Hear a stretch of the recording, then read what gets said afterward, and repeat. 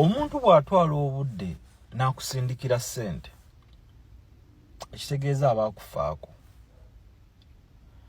Naye barelative abamu mulina omuze oba n'emikwano egimu mulina omuze.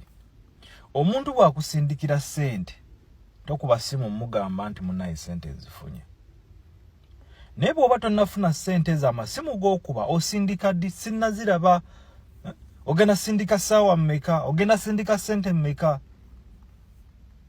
Naye kasita ssente zigwa ku mobile money voice nezigwako baba, togenda kuddamu kumuwuliza.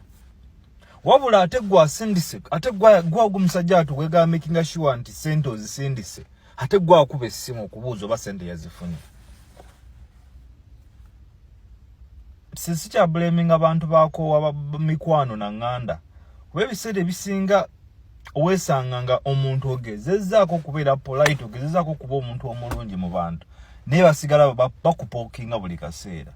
Omuntu bw'aba atutte obudde n'akusindikira ssente, take the time omukubira essimu omugambe nti munaye ssente nzifunye, naddala nga message wakagifuna. Why do you wait? Why do you wait after days nti ssente ssente naziraba naye nali busy? Wano mukuzinsaba nga tewali busy. Mukuzinsaba nga tewali busy. Omala kuzifuna then you get busy.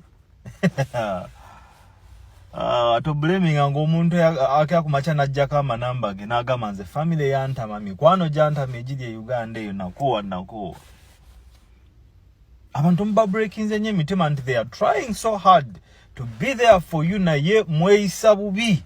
Mwekasita mumaliriza ekigendererwa kyammwe ne mufuna ssente ezo, you don't really care oba omuntu yabadde watya. Abamu temutukubira n'amasimu kutubuuzaako, tuli tutya. Depression zitutwala, bills zitutwala, wabula mmaze emyaka soogera naawe okitegeera. Tumaze emyaka 3 nga tetuwogera, wabula lw'okubiragala kunsaba ssente. Where do you expect me to get that money for you nga tetuwogera nakwogera? Wabula lw'ofunye ekizibu lw'onkubira essimu after 3 years. Mwana abantu mweddeko.